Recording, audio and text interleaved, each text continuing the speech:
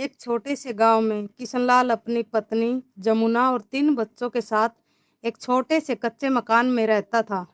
परिवार में एक बेटी और 2 बेटे थे। किशनलाल मजदूरी करता था और उसकी पत्नी घर संभालने के साथ साथ सिलाई बुनाई का छोटा मोटा काम करके परिवार का खर्च चलाने में पति का हाथ बटाती थी। घर छोटा था, आमदनी कम थी, लेकिन उस घर में खुशियाँ बहुत थी। किशनलाल अक्सर अपने बच्चों से कहा करता था, बच्चों, जिंदगी भले ही गरीबी में बीत रही है, लेकिन मैं चाहता हूँ कि तुम लोग खूब पढ़ो और अपने पैरों पर खड़े हो जाओ।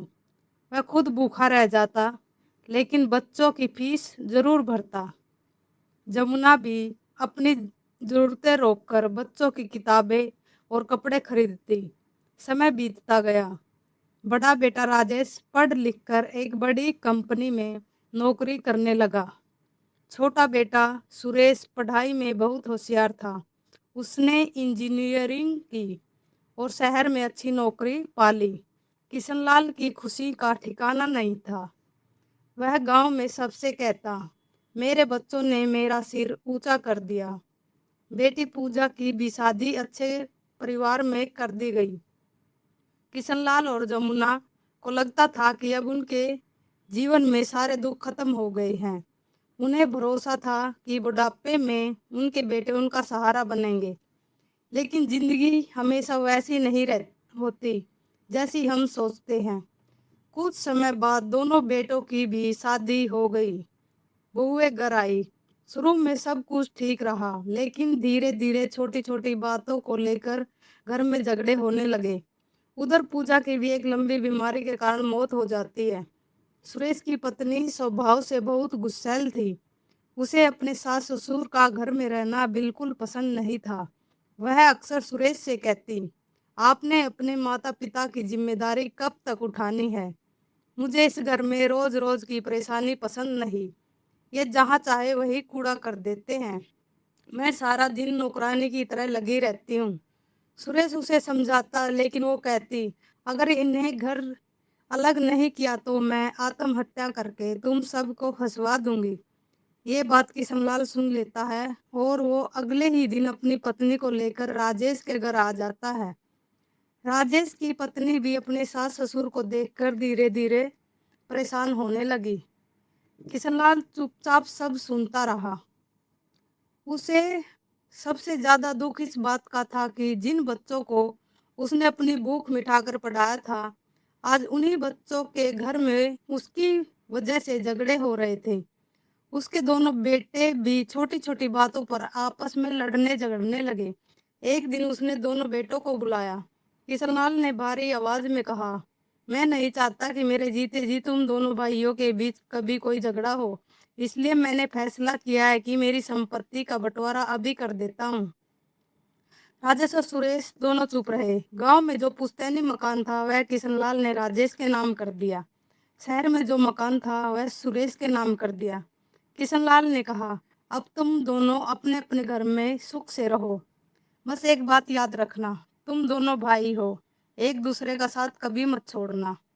दोनों बेटों ने हामी भर दी, लेकिन किशनलाल का दिल जानता था कि संपत्ति बांटने से परिवार का प्यार नहीं बांटा जा सकता। समय बीतता गया।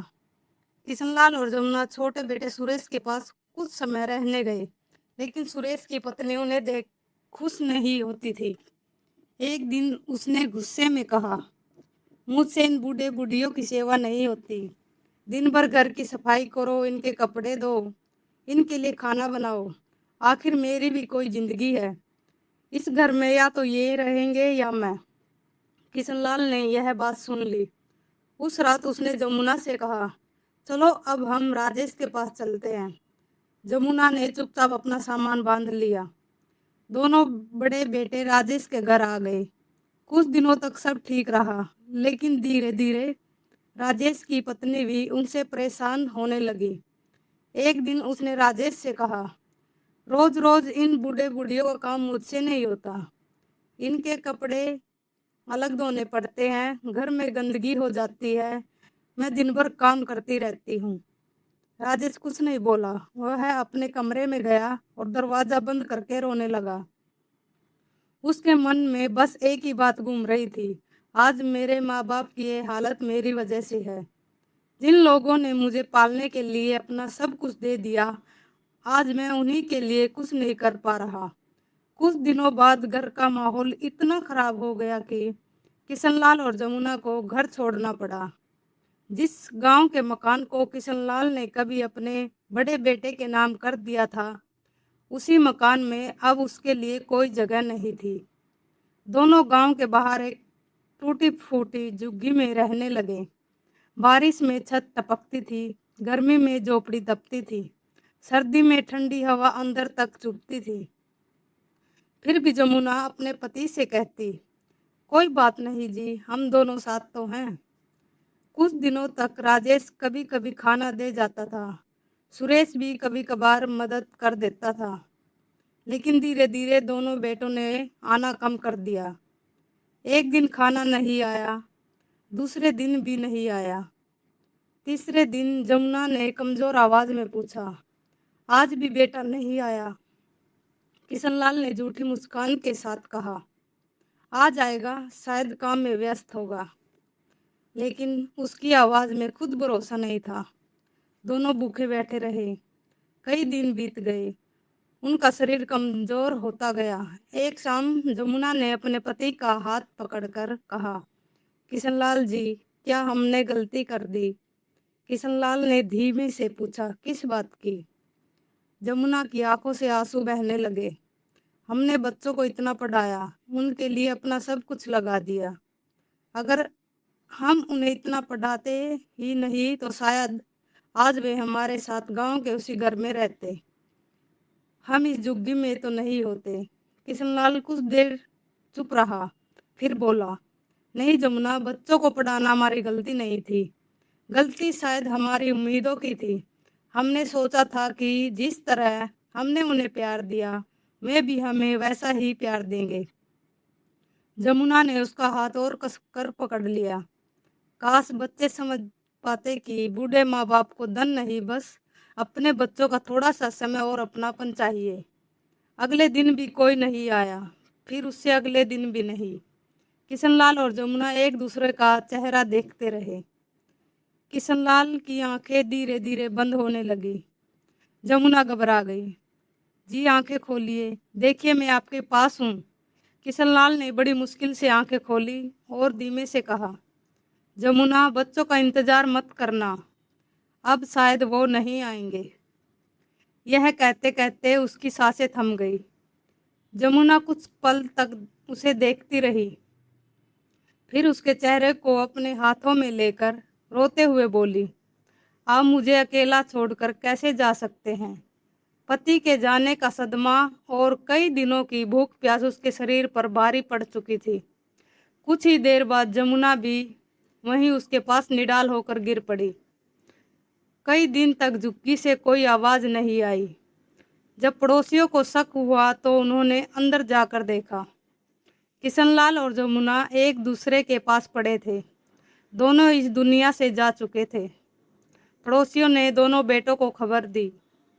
राजेश से कहा, बेटा, तुम्हारे माँ बाप नहीं रहे, आकर उनका अंतिम संस्कार कर दो। राजेश ने ठंडी आवाज में कहा, मेरा उनसे अब कोई लेना देना नहीं है। सुरेश ने भी आने से इनकार कर दिया। पड़ोसी हैरान रह गए। जिन माँ बाप ने अपनी जिंदगी बच्चों के भविष्य के लिए लगा दी थी, आज उनके अंतिम सफर में भी उनके बच्चे साथ नहीं थे।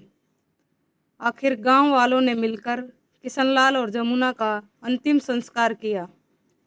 कुछ समय बाद दोनों बेटों को उनकी संपत्ति तो याद आई, लेकिन अपने माता पिता का प्यार शायद नहीं आया। और गांव में आज भी बुजुर्ग लोग अपने बच्चों को एक बात जरूर कहते हैं,